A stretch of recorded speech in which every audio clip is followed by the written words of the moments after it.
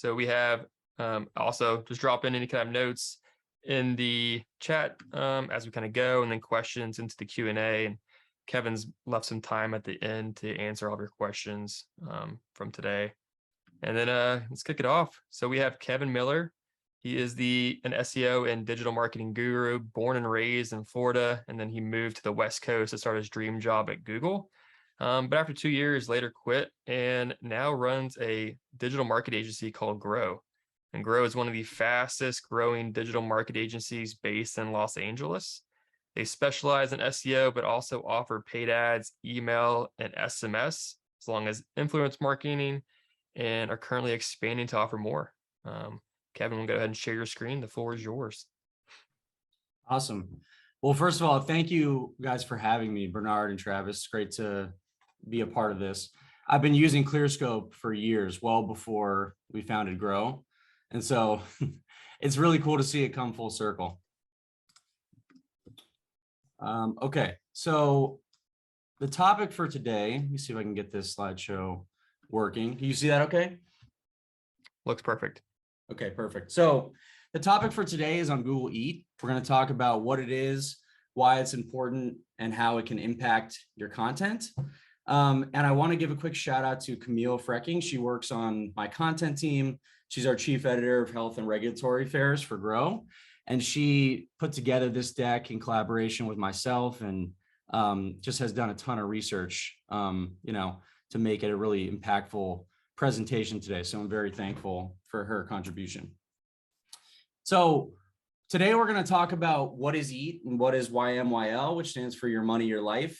We'll talk about who falls under these categories, examples of titles that would fall under EAT, what EAT stands for and what it really means, and how it ties into the helpful content updates and the algorithm changes that we've seen. There's two SEO analysts on my team, Wyatt Edgecombe and Seth Trammell. They're sort of like my guys who they're so deep in the weeds of technical SEO, they can feel the tremors of the algorithm changes before they even happen. So they do write-ups like within hours of that. So if anyone's interested in those insights, I'm happy to connect you and you guys can all chat. We'll talk about what sites can do to improve their level of EAT, what it means to, use the proper sourcing. We'll talk about authorship pages, and how to really demonstrate to Google that you have the expertise to write on the topics that you're writing on. This is a core thing that we've been doing at Grow since we've started. I think it's the reason why we've grown so fast is our content is authentic. And at the end of the day, we're a storytelling company. Everyone in my SEO department is really well-versed in content that's high quality. So Google Eat stands for expertise, authoritativeness, and trustworthiness. I'm going to start by talking about, where it really came from. So EAT and YMYL came out of the Search Quality Evaluator guidelines that came out in 2015, which is basically just like, what are the requirements to rank well on Google?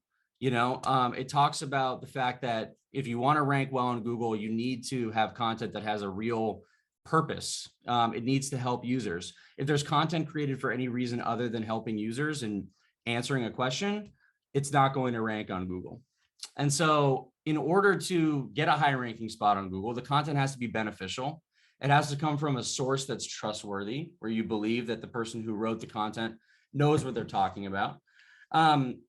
It needs to appropriately navigate, the topics that could impact users' quality of life. And it needs to have a degree of accuracy, that is credible. So getting a little deeper into this, what type of content falls under EAT and YMYL? The most obvious inclusion for YMYL would be healthcare and medicine, supplement and nutrition, given the fact that you're ingesting, a supplement, crypto and digital assets, anything financial related, because that directly affects your money. Those things are obvious. Google is most strict on pieces of content where it can affect your health, because if you're searching for, how do I get rid of my, my scratchy throat, and you get a recommendation for a supplement that ends up getting you sick, that's a big problem for Google. They can't have that. And you probably won't want to revisit Google to get advice for your health if it led you to the wrong place. So if you guys are looking at any piece of content on Google that's going to be most strict and under most scrutiny, it's going to be something like that. Less obvious inclusions would be the connection of like a real estate agent who's providing information on what neighborhood to live in and why, school quality, things like that. Or an oral care company providing information on how to whiten your teeth. Those things, will probably be under less scrutiny, but they're still very important. In fact, my opinion today is that every single piece of content on the internet, on Google, should have perfect E-A-T and YMYL qualifications. To me, it doesn't make any sense to write a piece of content or have it rank on Google, no matter what the niche is. And so I think that I'm pretty serious about that. And I just don't think anything deserves to rank unless it's written by someone who, knows what they're talking about and can demonstrate that. We'll talk about a little bit of some more, special E-A-T considerations, and the guidelines that come about that. But this is just more examples of, what content categories, come out of YMYL. So news and current events, government and law, health and safety, different things of that nature. They all, fall into that bucket of YMYL, and E-A-T is closely connected to it. What constitutes YMYL topics where E-A-T is most important? I think this is going to be something that is very easy for everyone to understand, but there's different degrees of seriousness when it comes to this. So if someone is Googling an evacuation route for a tsunami or a hurricane, for people who, are like me and are from Florida and grew up with that, inaccurate information on something like that could cause significant harm to people who are trying to get that information. So that has to be correct. The most recent example of this would be anything related to COVID, and like what, COVID vaccine information about how to avoid it, how to social distance. These things, you'll notice nothing ranked on Google other than content that was from the CDC itself or any other .gov associated source. And I think that was the right thing to do by Google, but it was also very interesting. And if you're a real SEO, you're looking at and analyzing those SERPs, and you're finding, that Google was really, really particular and strict about what shows up under that type of a topic. Things like how to frequently wash your jeans, that topic's unlikely to cause harm. So it's less, it's not nearly as scrutinized as something like coronavirus. And so this is just a very, clear cut grid that will explain, how Google thinks about that and how it ties into E-A-T and the helpfulness content update. So let's dive into the first core pillar of this, which is expertise. And I want to clearly demonstrate what gives content expertise. And so when Google talks about expertise in terms of E-A-T, they're looking at the person who wrote the content. Do they have a background that, makes them credible to write on that piece of content? So if I am writing about, a specific type of surgery or something like that, I need to be the doctor who has an MD and a specialization in that specific subject matter, or I really can't write the content. It's incredibly important, and we're going to show some visual examples of what this looks like in a few minutes. But the content cannot rank well unless it's written by someone who has performed that surgery or has studied it extensively and has years of expertise being in those operating rooms, for example, and can talk about how long does the surgery take to do, who's eligible for it, why, what are the pros, what are the cons, what are the risk factors. These things, there needs to be a demonstrated tangible expertise in that field, or you shouldn't even write on that piece of content, mainly because it's so competitive to rank on Google these days that if you're not following all these guidelines, it's just a waste of time. So that's what I try to talk to and impress upon my clients when I'm working with them, and all of my SEO campaign managers do as well.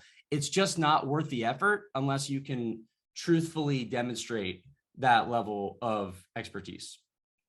And in addition to this, we'll get to this in a few minutes, every piece of content needs to have an author box that explains in a paragraph who that person is, needs to have a headshot, needs to have a clear bio. It needs to link out to an internal page that tells you more about that offer. And in best case scenario, they have another link that goes out to LinkedIn or a medical page where their bio is listed as well. It's just another third party authenticator to show that this person is who they really are. And if I'm the reader, it gives me a lot more trust that I can really, that I really know that this person's knows what they're talking about. Number two is authoritativeness. So this has to do with the position of the author and are they qualified to talk on a specific subject matter. So for example, with myself, I'm the co-founder and CEO of an SEO and digital marketing agency. If I wrote a blog post on how to start an SEO agency and scale it to 100 employees or a few hundred clients, I'm uniquely positioned to do that. If I was to write on, pretty much any other topic, here we use the example of the best gym to go to in LA, that content's not going to be so authoritative. I have a real life example of why this is so important and how it manifests itself on Google, which is when I started Grow, I launched a website called thewordcounter.com.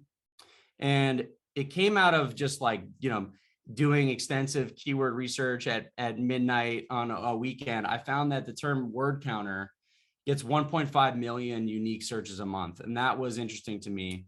And I thought if I was going to start an SEO agency, who would want to hire someone who doesn't have their own website? It's like, hiring a mechanic who's never fixed, who's never changed their own oil. And so I built this website and it answers every question about, that you could have about the English language. What's the definition of this? What's the difference between this and that? But I did something very interesting. 50% of the articles were authored by me. And I wrote them. And then I had other writers on our team write them. The other 50% were written by English teachers and people who had English degrees from different schools. About 6 months ago, maybe 9 months ago, the traffic for this website was still up and to the right, did about 1 million unique visitors a month. An algorithm update came out that I think was, a precursor to the helpful content update. And the traffic for the website got cut in half. Now, why was that? The thing that I think that's obvious to me now, and I didn't know at the time, was that I did not meet the authoritativeness, benchmark that Google's looking for. I tried to. In my author bio, you guys can see it on the website. It talks about how I'm a enthusiast of all things related to the English language, but I don't have a degree. I do not have an English degree. I haven't been a teacher. I don't have a demonstrated expertise in that field. And so I think that's the most practical example of how this works and how it manifests itself on Google. And I think that's why I believe in it so much. And at Grow, my SEO agency, we really won't let anyone publish an article and have it go live unless they have met these guidelines for that reason, because it's just doing them a disservice. And that's the biggest thing that I see, companies fall into. That's a shortcoming, is they pretty much do everything but this. Their article might be 1,500 to 2,000 words. It's well researched. They cite their sources, but they just fall short on the authoritativeness factor. And there's just no margin for error given how competitive Google is. So authority is built over time. If you're trying to build a really big website, you need to publish regularly and demonstrate that you're a reliable source on a particular subject matter. And that's how you carve out your niche. And Google begins to know, that they can rely on you for this type of content. So authority and expertise are going to work in tandem to support each other. And then lastly, what makes content trustworthy? There's two factors to that Camille and I came up with, which is a site's reputation and their intention. So reputation has to do with, what does Wikipedia say about you? If you don't have a Wikipedia page, what do other sites say about you? How well are you rated on the internet? What are your Google rankings? What are your Clutch rankings? What are your reviews on other third-party websites that talk about you? Do they speak positively about you, or do they not? I believe that Google knows the difference and they take that into account. And secondly, what is the intention of your website? Is it honest? Is it communicating content that's promotional, or is it informational just to help Google and support that ecosystem? Does your title mislead users, or is your title specifically answered in the long form body of your content? These things are really important. And the biggest point that I'll make about all of this is just that if you cut corners with Google Eat, Google will find out and you will not win. Anyone who believes that they're too smart or that they're smarter than the Google algorithm, myself included, I have fallen into that category, so I can speak pretty fluently on it. It does not work. Google knows better. And it's proven that time and time again. I want to tie this into the helpful content update as a predictor for future algorithm changes. We have 65 people on this call. If you're on this call, that means you're an SEO nerd, and I use that as a term of endearment. I call everyone in my company an SEO nerd. You can't work with us if you're not. Every one of you has probably explored with Jarvis or one of these other GPT-3 content generators. My belief is that original helpful content written by people for people is going to continue to win. This exact verbiage is written in the helpful content update that Google sent out. And I think, last month we wrote 2 million words across 300 clients at Grow. Not one word was used with one of these GPT-3 tools. And that's a very intentional, move by us, because we have faith in the integrity of Google's algorithm. And we believe that, this is, people might be able to use this, but again, to my previous point, it's only going to be a tool to help people cut corners. And so, this is not going to be the first update. This is not the first update related to this. We don't believe it's going to be the last. And we think that Google's going to get harsher and harsher and harsher on, do you have a high level of EAT, in your content? And I think that's just going to be incredibly important over time. I really just can't stress that enough. So let's get into the practical part of this. How do sites improve their level of EAT? So there's 5 key ways. Number one, including proper sourcing and citation. So when you're doing your sourcing and your citation, again, I talk with Camille about this ad nauseum.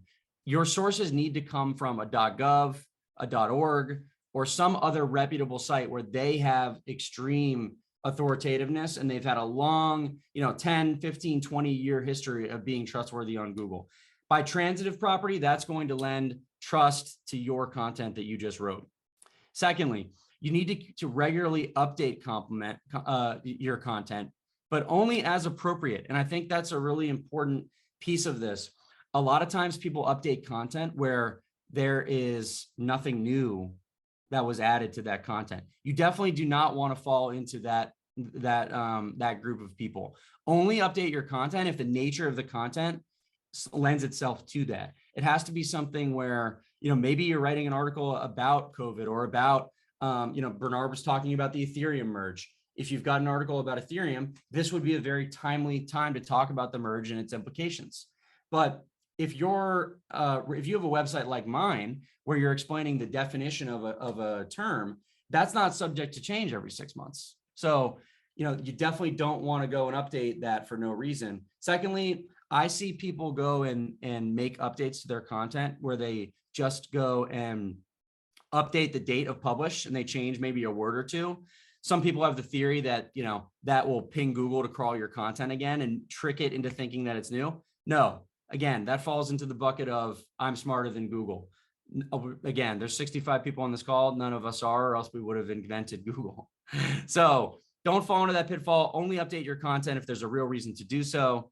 Number 3, have trusted authors and trusted reviewers of that content. This mostly applies for medical content. Again, we're going to get into examples of USARX and Genexa, which are 2 of our clients that both write on medical topics.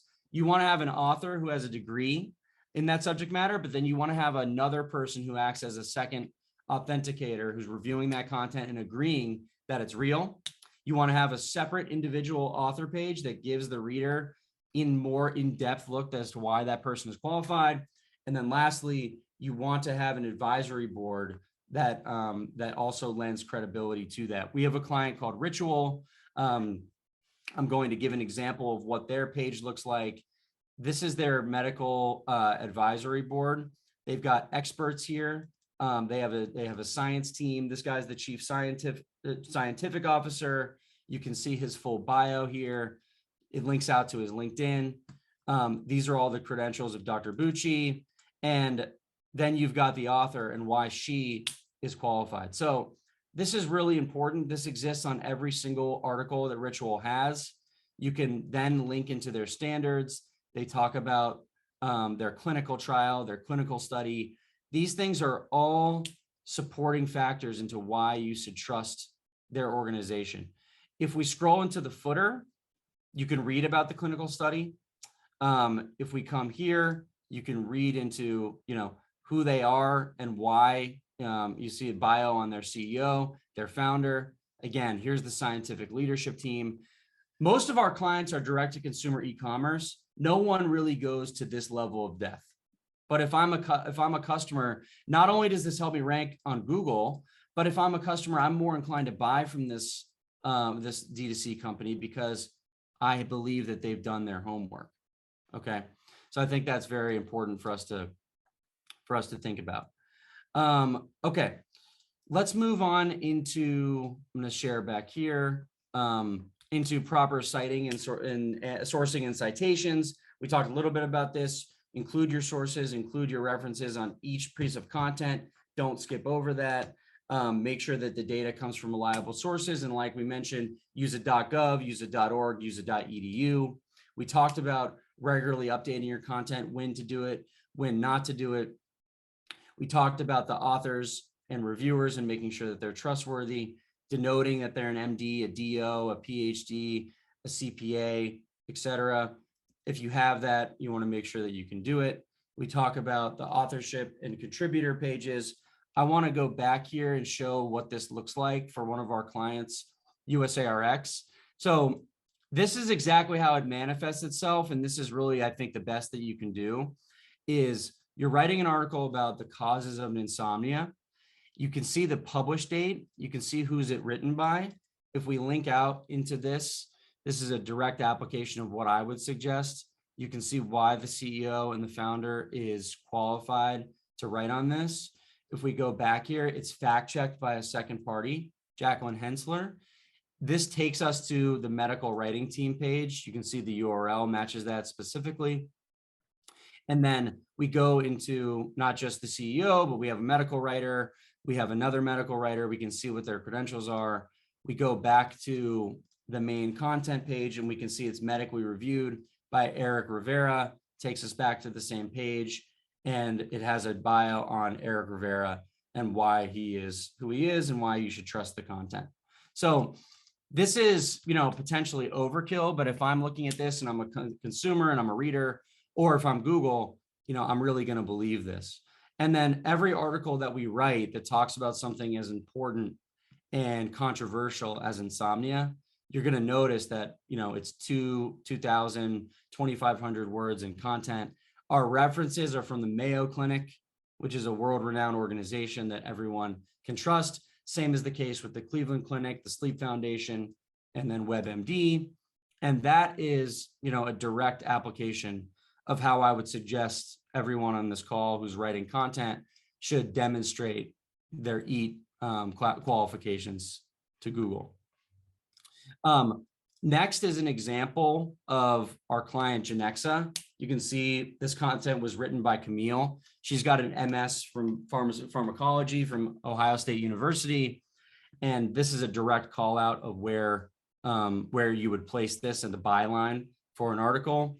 You can then see that we have an author page for her here.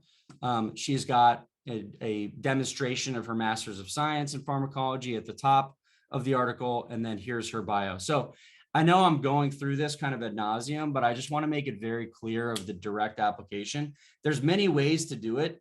There's not just one way to demonstrate, EAT qualification to Google, but I think it's important that, you don't skimp on it. And there's many different ways, by which to do this. But if it looks anything like what Genexa has done, you're going to meet that guideline that Google has. And as long as your content is, is in depth and long form and well researched, you will have achieved what Google is looking for, in their guidelines.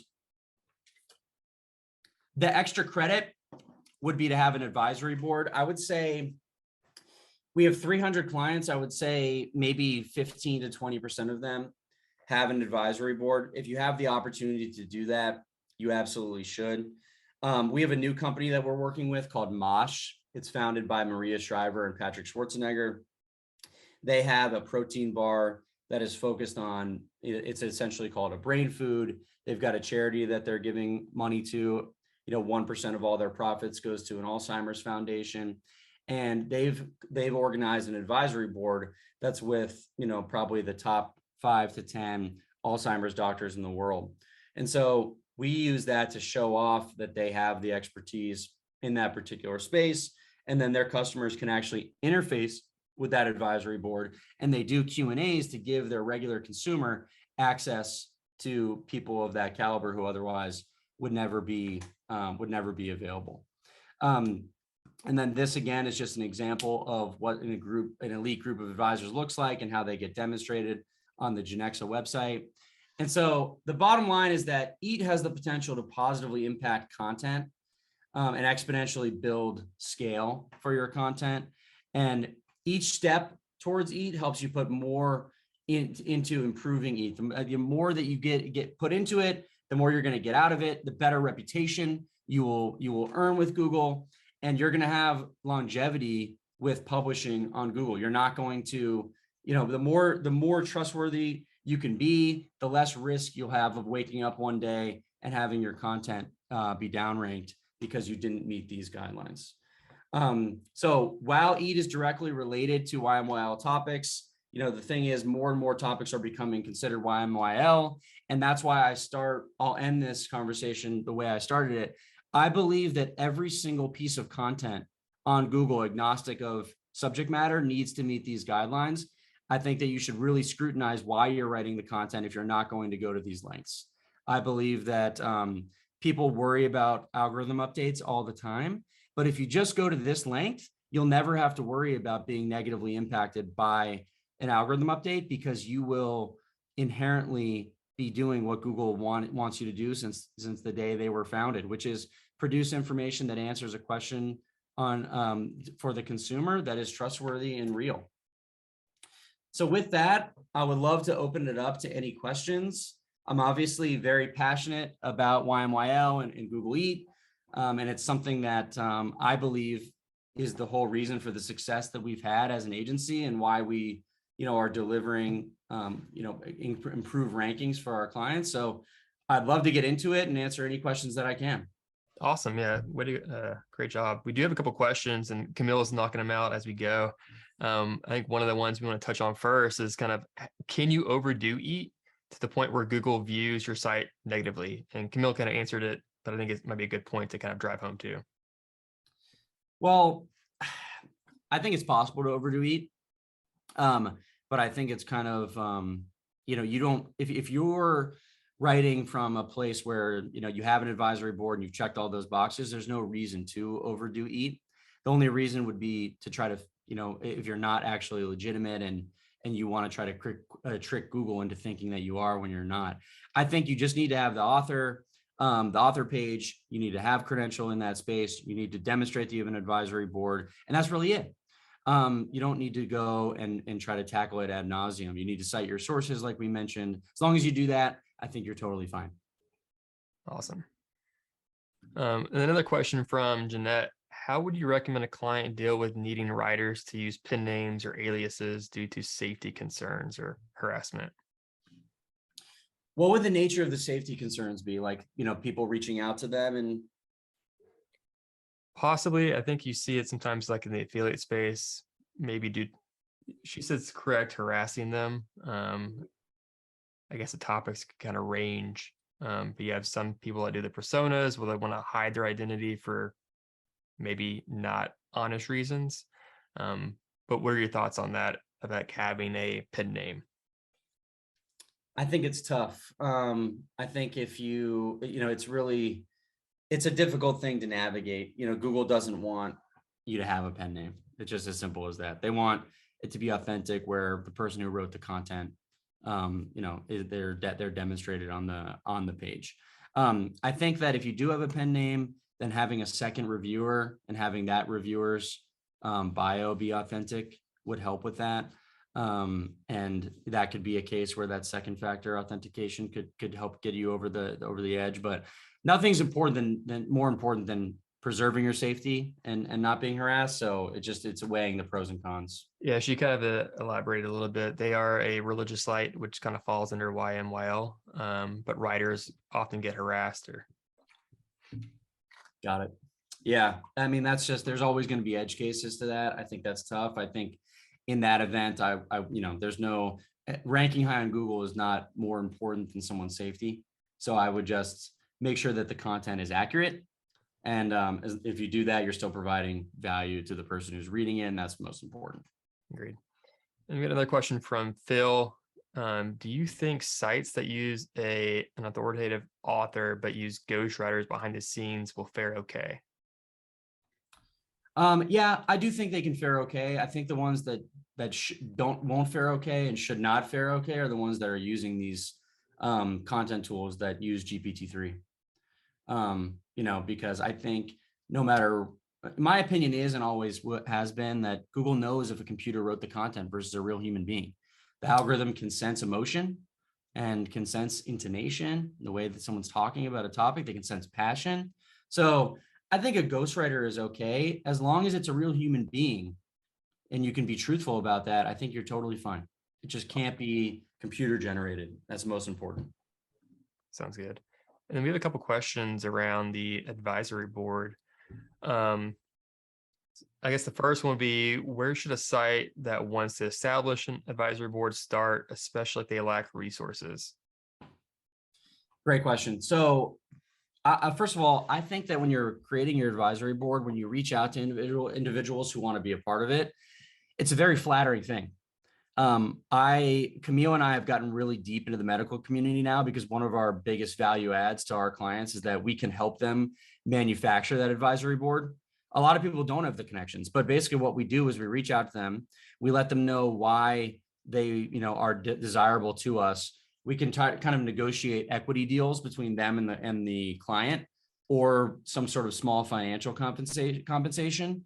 And a lot of them are so passionate, that's why they spent 8 years becoming a doctor, or 10 years becoming a doctor, and going through the hell that is residency, to go and have a direct application and get paid to do it for a consumer brand. It's really met with, great reception by a lot of these people. So we tried to go and create some sort of financial relationship with them. And, their arrangement is that they will review 5 articles a week or 5 articles a month, whatever the cadence is for their publishing. And that's typically how it's done. But Camille has a very specific process for how to find those people and convince them to join your advisory board. So I'd encourage anyone to reach out to her after the call, and she can help explain how we do it. Yeah, quick shout out to Camille. She's been in the chat answering a lot of questions as well. Good. Sierra has another question about the advisory board page, and Camille kind of already answered it as well, but their question was, does it matter what you call it? For example, the company Sierra works for has an advisory board when they lean on, kind of referred to as gurus, and Camille said you could use gurus, but you may need to kind of explain what that is. If you want to kind of elaborate on that. Yeah, I agree with that. I think it just needs to be clear, that it is the advisory board. Using a brandable name like that is totally fine. There's usually friction between is something perfectly SEO optimized, and how does that relate to a brand and their brand considerations. And I think there always should be some level of compromise. So you can use gurus, just explain what that is. Everything that we've talked about today just comes down to being truthful. It's really just, can you back up what you're talking about or not? And if you can, Google will recognize it. If you can't, Google will also recognize it. So that's the biggest point I think I'd like to make to everyone today, is that if you're truthful and you really do have a grounds to stand on, to write on a specific subject matter, you will win. Awesome. Yeah, now we have several questions around citations, kind of starting off with Christopher. How do you properly cite sources or reference used in an article? The way we do it is we use sources that link at the bottom of the article, and we cite it in typical like MLA format, just like you would do on any sort of scholastic essay. And we try to link out to where we got that information. We try not to just have it be written in plain text. You can also do it in the actual publication, like in the right inline source, right in the middle of the article. It depends on your preference and what you think your reader will prefer. One of the two works.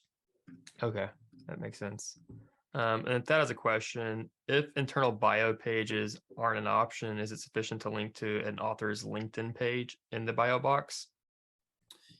It's a great question. I think that it's a bit controversial to do that, but yes, it is. I think LinkedIn's been around long enough to have a pretty good process for fake pages. Certainly you can create them, but it's pretty obvious whether a LinkedIn page has a history or not. I would hope that it is an option though to do internal author pages, because it's, usually if someone has, control of their own domain, they're able to do that. But I actually think that it's easier to fake, an author page on your own website since you're the owner. LinkedIn has a different degree of authoritativeness because it is a third party. Best case scenario is that you have both. Gotcha. And then Bernard actually sent over a question. Have you experimented with other ideas to boost E-A-T? For example, update timelines, when this article was last touched and by who? How do you kind of approach that? We've spent a lot of time analyzing the effectiveness of updates. But like I mentioned, our findings are an article should only be updated if there truthfully is new information that wasn't previously, made available on a specific topic. If it's an evergreen piece of topic that doesn't need to be updated but once a year and it's updated every 3 months, it's completely useless in my opinion. Oh, interesting. And it kind of still related to that. How do you maintain, like you mentioned, like having an update section? How do you maintain that section, and like what depth do you include in it? Yeah, it totally depends on how much of an update is warranted for that subject. I think a few paragraphs is typically customary for the updates that we do on some of the medical pieces we write on. Seth put in something about the chat about product review websites. If there's a new model that comes out on a vacuum or a hairdryer, you need to update that so that everyone is apprised of what those changes are, the new features, the new price point, things like that. It just comes down to what does the reader need to know, and you need to express what they need to know and leave out everything they don't need to know. Awesome. And then Christopher asked, when citing sources, do you think it matters of how the links get placed, inline sources or links in a tooltip that popped up and you hover it, or kind of add it at the bottom? Kind of an experience on the question we had previously. I don't think that it matters. I think as long as you have them, Google recognizes that and the reader recognizes that. It's really just a binary thing between do you have them or do you not? How you choose to display that is totally up to you as the designer of the page, and your preference of how you want it to look for your own brand. Gotcha. Have you noticed any kind of preferences from readers?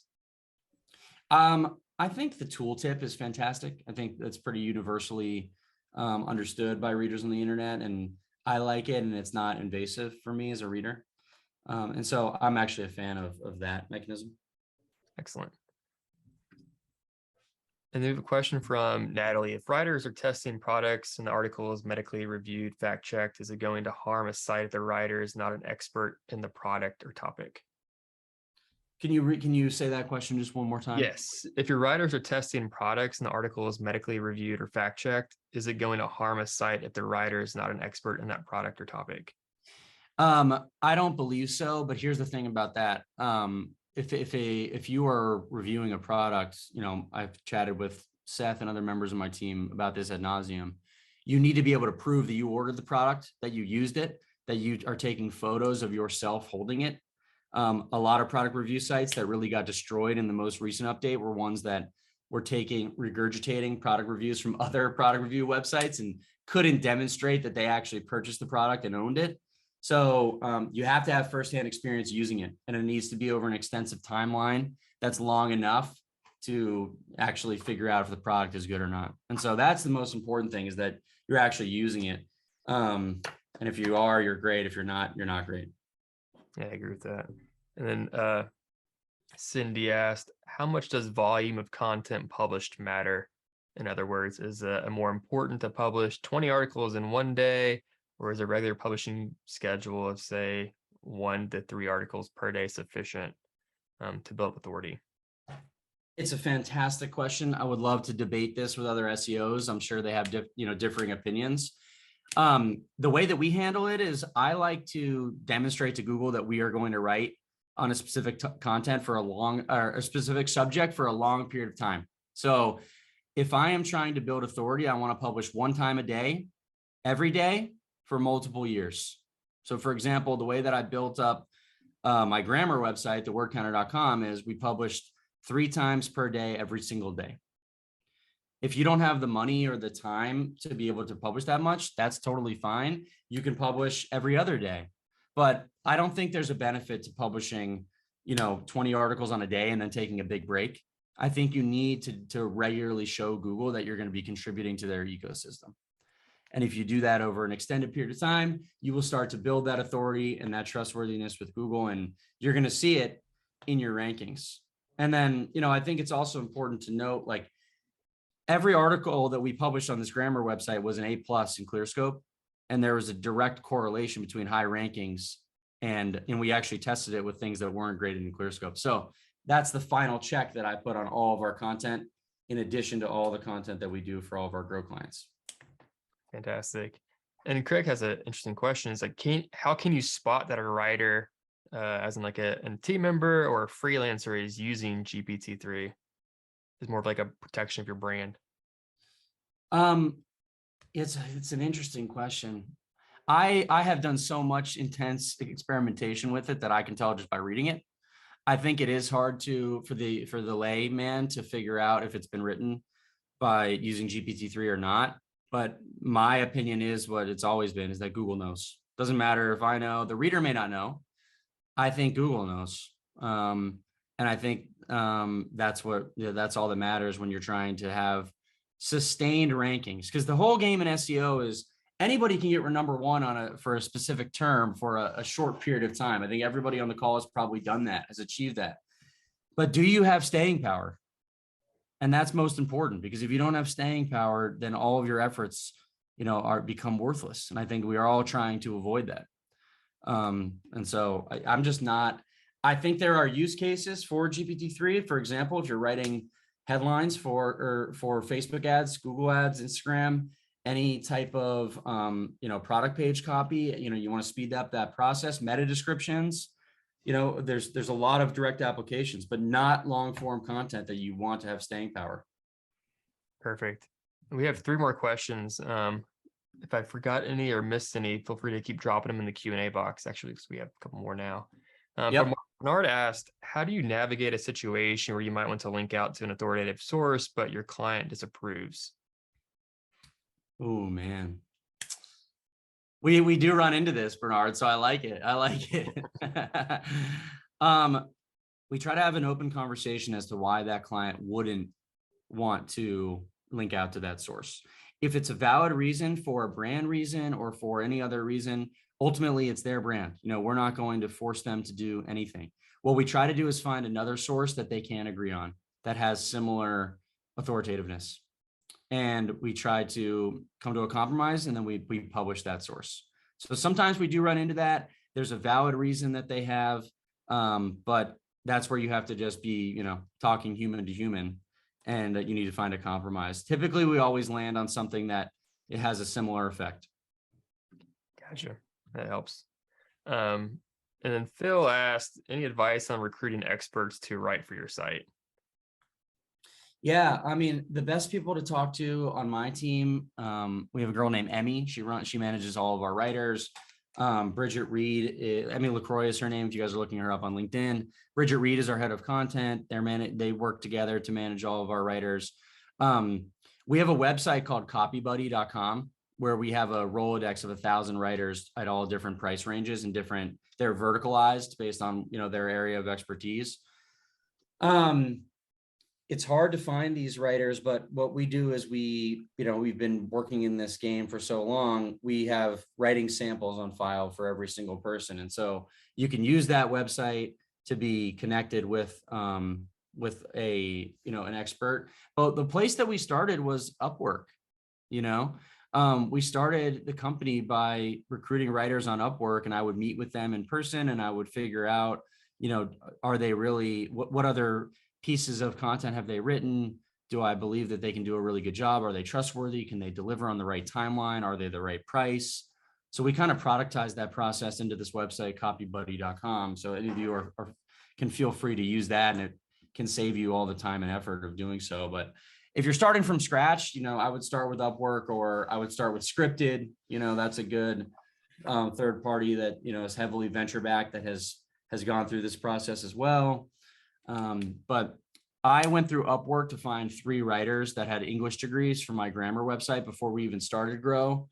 And it worked out really well for me. I got a really strong relationship with them. They wrote for me for 3 years, and they were always reliable. And, that's all you really need is 2 or 3 writers to be able to produce, 1 piece of content a day.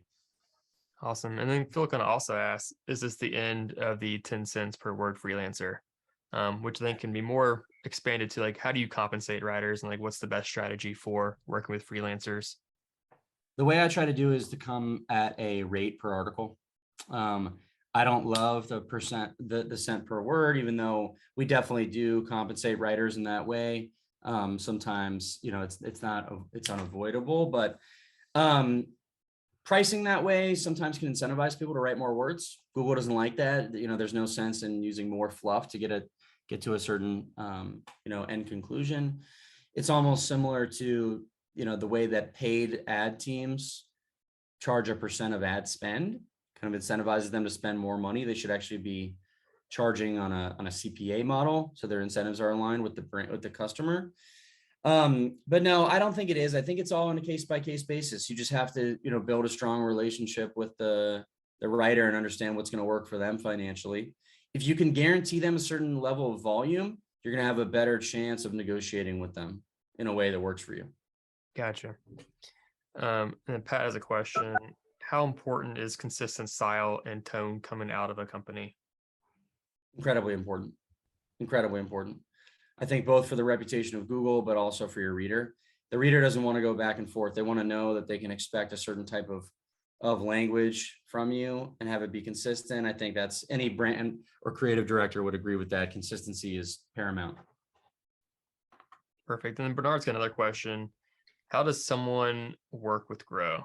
What's a typical engagement look like start to finish? And then just walk us through that process. Yeah, so people come to Grow for many reasons. The core reason is that they want a full in-depth SEO strategy. So we do content writing, we do backlink building, and we do on-page optimization. The reason I think we've been successful in delivering for clients is our content packages are huge and they're relatively cheap for what we do. So the baseline content package is 20,000 words per month. We don't believe in someone publishing 2 or 3 blog posts per month. We think it needs to be 8 to 10 per month and have that go in perpetuity. Gives you more shots on goal to rank well. So people come to us for that. Our backlink building is probably is really highly differentiated. For those of you who know Help a Reporter Out, we're one of the first people to productize that. We produce 8 to 10 HARO links for all of our clients per month. Those links go to the homepage, and that link authority is really strong, and that trickles down to all the child pages. And so that's the second pillar of our work. And then our on-page optimization is what our analysts do. They make sure that, core web vitals are strong. They're fixing, site hierarchy. They're writing title tags, heading ones, meta descriptions. And so all of that is typically around $10,000 per month. It can go up or down based on how much content you're writing, but I think we're one of the cheaper priced SEO agencies, which is, again, probably why we, have gotten off to a hot start. But we are really, really communicative. We try to tell our SEO campaign managers, you're not communicating with your client enough until they tell you they want a restraining order. And that's when you know that you have communicated with them enough. They should never wonder where they're at with your strategy. And half of what we do, half the value we provide is education. We want people to walk away with a PhD in SEO. So that's a typical engagement, and that's why someone would work with us. Perfect. And then Sierra's got another question on the topic of product reviews. What if you are an online consignment store that is not, or that does product reviews of the products you sell? Is this okay since we don't sell one brand but thousands? Yeah, I think that's totally fine as long as you explain the viewpoint, like the vantage point of who you are as a writer, and how it relates to the fact that you are doing consignment. That would explain why it's the same person and why you're reviewing so many different products. But most important thing there is showing real life pictures of the fact that you have the product in hand and you've used it, and here's where it came from, and here's how much it costs. If you're able to demonstrate that, you'll have no problem. Awesome. And there's an interesting conversation going in the chat right now. One of the questions was, what is the best way to find industry experts to help review write content, for example, for like a fintech content? And she kind of elaborates, do you need actual, or how about if we need actual experts already working or retired in fintech? And Camille's kind of going back and forth, helping. Yeah, I'm sure Camille has a lot of good answers to that. I'm the way I would do it, just off the top of my head, is by cold outreach on LinkedIn. I would try to find someone who's got the right background and demonstrated credentials, and I'd reach out to them and try to recruit them through cold messages and see where that gets me. The other way would just be like networking through friends. That always seems to work. If you're 1 degree away from someone, or you can get a warm intro, that works very well.